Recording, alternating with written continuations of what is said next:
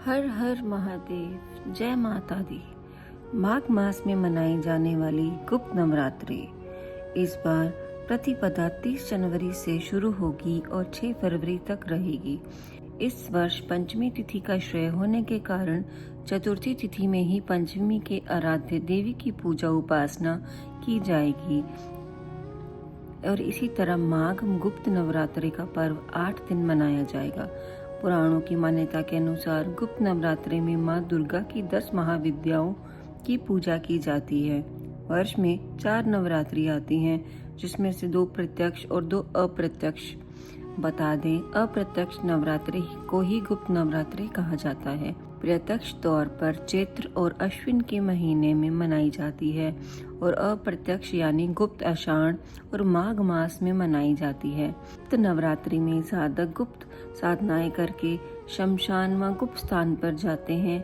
नवरात्रों में लोग अपनी आध्यात्मिक और मानसिक शक्तियों में वृद्धि करने के लिए अनेक प्रकार से उपवास, संयम, नियम, भजन, पूजन, योग, साधना आदि करते हैं। सभी नवरात्रों में माता के सभी 51 पीठों पर भक्त विशेष रूप से माता के दर्शनों के लिए एकत्रित होते हैं। माघ मास में नवरात्रि को गुप्त नवरात्रि कहते हैं क्योंकि इसमें गुप्त रूप से शिव व शक्ति की उपासना की जाती है, जबकि चैत्र व शरदीय नवरात्रि में सार्वजनिक रूप में माता की भक्ति करने का विधान है। आषाढ़ मास की गुप्त नवरात्रि में जहाँ वामाचार उपासना की जाती है, वहीं माघ मास की गुप्त नवरात्रि में वामाचार प्रसिद्धि को अधिक मान्यता नहीं दी गई है। ग्रंथों के अनुसार माघ मास के शुक्ल पक्ष का विशेष महत्व है। गुप्त नवरात्रि में 10 महाविद्याओं की साधना कर ऋषि विश्वामित्र अद्भुत शक्तियों के स्वामी बन गए और उनकी सिद्धियों की प्रबलता का अनुमान इसी बात से लगाया जाता है कि उन्होंने एक नई दृष्टि की रचना तक कर डाली थी। इसी तरह लंकापति रावण के पुत्र मेघनाथ ने अतुल्य शक्तियां प्राप्त करने के लिए गुप्त नवरात्रों में साधना की थी। शुक्राचार्य ने मेघनाथ को परामर्श दिया था कि गुप्त नवरात्रों में अपनी कुल देवी की साधना करके मैं अजय बनने वाली शक्तियों का स्वामी बन सकता है।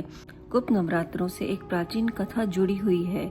एक समय ऋषि श्रृंगी भक्तजनों को दर्शन दे रहे थे। अचानक भीड़ से एक स्त्री निकलकर आई और करबंद होकर ऋषि से बोली कि मेरे पति दुर्व्यसनों से सदा घिरे रहते हैं, जिस कारण मैं कोई पूजा पाठ नहीं कर पाती, धर्म और भक्ति से जुड़े पवित्र कार्यों का संपादन भी नहीं कर पाती, यहाँ तक कि ऋषियों को उनके हिस्से का अन्न भी समर्पित नहीं कर पाती। मेरा पति मांसाहारी है, जुआरी है, लेकिन मैं माँ दुर्गा की सेवा करना चाहती हूँ। उनकी भक्ति साधना से जीवन को पति सहित सफल बनाना चाहती हूँ। ऋषि भृंगी महिला के भक्ति भाव से बहुत प्रभावित हुए। ऋषि ने उस स्त्री को आदर पूर्वक उपाय बताते हुए कहा, वाम सात्विक और शरदीय नवरात्रों से तो आम जनमानस परिचित है, लेकिन इसके अतिरिक्त 2 नवरात्र और भी आते हैं, जिसे गुप्त नवरात्रि कहा जाता है। प्रकट नवरात्रों में 9 देवियों की उपासना होती है और गुप्त नवरात्रों में 10 महाविद्याओं की साधना की जाती है। इन नवरात्रों की प्रमुख देवी स्वरूप का नाम सर्वेश्वरकारिणी देवी है। यदि इन गुप्त नवरात्रों में कोई भी भक्त माता दुर्गा की पूजा साधना करता है तो माँ उसके जीवन को सफल कर देती है। लोभी, कामी, व्यसनी, मांसाहारी अथवा पूजा पाठ न कर सकने वाला भी यदि गुप्त नवरात्रों में माता की पूजा करता है तो उसे जीवन में कुछ और करने की आवश्यकता नहीं पड़ती।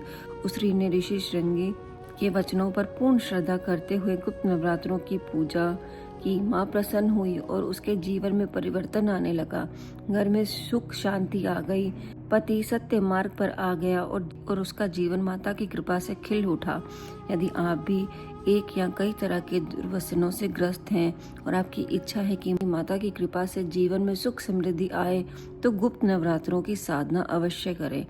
माँ वैष्णो देवी, परंपरा देवी और कामाख्या देवी का अहम पर्व माना जाता है। हिंगलाज देवी की सिद्धि के लिए इस समय को महत्वपूर्ण माना गया है। शास्त्रों के अनुसार 10 महाविद्याओं को सिद्ध करने के लिए ऋषि विश्वामित्र और ऋषि वशिष्ठ ने बहुत प्रयास किए, लेकिन उनके हाथ सिद्धि नहीं लगी। वरहल्द, कालगणना और ध्यान की स्थिति में उन्हें यह ज्ञान हुआ कि केवल गुप्त नवरात्रों में शक्ति की इन स्वरूपों को सिद्ध किया जा सकता है। गुप्त नवरात्रों में 10 महाविद्याओं की साधना कर ऋषि विश्वामित्र अद्भुत शक्तियों के स्वामी बन गए। उनकी सिद्धियों की प्रबलता का अनुमान इस बात से लगाया जा सकता है कि उन्होंने एक नई सृष्टि की रचना कर डाली थी।